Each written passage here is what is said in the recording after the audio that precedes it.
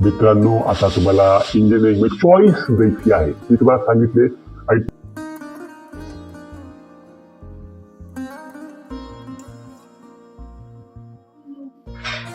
तर तुम्ही माझ्यावर का विश्वास ठेवावा? कारण मध्ये माझे 4 भाई शिकत आहे. एक खूप हुशार आहे, कॉम्प्युटर घेतलेली आहे, खूप हुशार आहे म्हणून येऊ दिलं.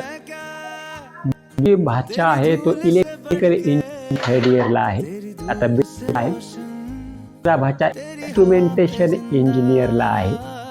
आणि आताच मागच्या वर्षी गौरी नावाची नंदिनी नावाची माझी भाची, तिला टेक्सटाईल इंजिनिअरिंग घेतलेला आहे. तिला कॉम्प्युटरच पाहिजे होतं, मी घेऊ दिलं नाही. तर मी एक व्हॉट्सअप ग्रुप तयार करत आहे. हे QR कोड स्कॅन करा, त्या ग्रुपमध्ये जॉईन होऊ शकता. जर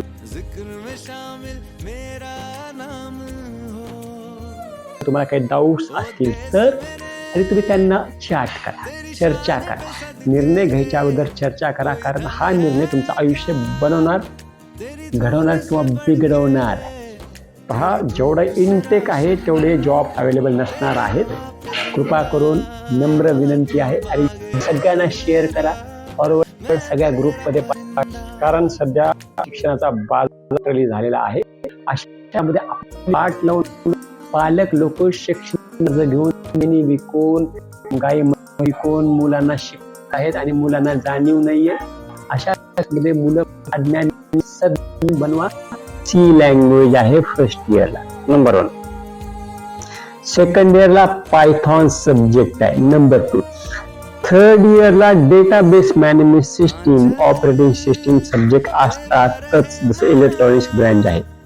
number 4 data science subject, data analytics subject आहेत. आणि महत्वाचं म्हणजे MDM नॅशनल एज्युकेशन पॉलिसीनं सांगितलेलं आहे की इलेक्ट्रॉनिक्सचा मुलगा, मेकॅनिकलचा मुलगा, सिव्हिलचा मुलगा IT सब्जेक्ट घेऊ शकतो. 4 मी माझ्या ऑलमोस्ट तुला सांगतो 180+ मुलांना मशीन लर्निंग शिकवत आहे मागच्या 4 सेमिस्टर पासून. या सेमिस्टरला मी AI शिकवत आहे. म्हणजे मेकॅनिकलचा मुलगा, इलेक्ट्रिकलचा मुलगा, सिव्हिलचा मुलगा, दुसऱ्या ब्रँचेसचे मुलं IT ब्रँच मध्ये मशीन लर्निंग, डेटा सायन्स शिकत आहेत. ओपन इलेक्टिव्ह नावाचा कन्सेप्ट असतो इंजिनिअरिंग मध्ये. ओपन इलेक्टिव्ह म्हणजे काय आहे? तुम्ही मेकॅनिकलचा, इलेक्ट्रिकलचा मुलगा दुसऱ्या ब्रँचचा इलेक्टिव्ह घेऊन शिकू शकतो. कमीत कमी 40% कंपल्सरी सब्जेक्ट तुम्हाला शिकावेच लागणार आहे.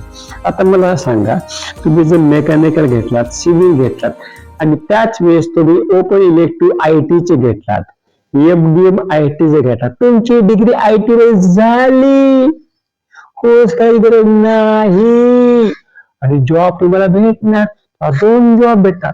सिव्हिलचा जॉब, बिझनेस चालू करा, सिव्हिलचा जॉब कोर मध्ये जा किंवा IT मध्ये जा. ऑलरेडी तुम्ही मशीन लर्निंग शिकलेले, डेटा सायन्स शिकले, गाईज ही सगळ्यांना फॉरवर्ड करा.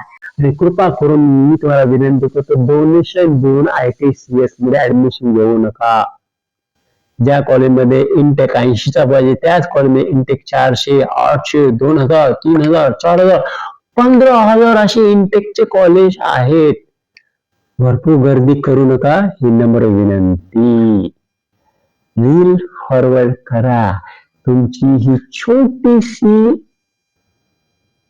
रिक्वेस्ट, माझी रिक्वेस्ट फॉरवर्ड करण्याची. दुसऱ्यात आयुष्य बदलू शकते, आयुष्य बनवू शकते आणि आयुष्य चांगलं होऊ शकते. कॉक्रोच पार्टीमध्ये जे लोक परेशान आहेत, मुलं परेशान आहेत, तो इंटेक पण हळूहळू कमी होईल. कारण आपण क्वालिटी एज्युकेशन घेऊ, शिकू आणि पुढे जाऊ.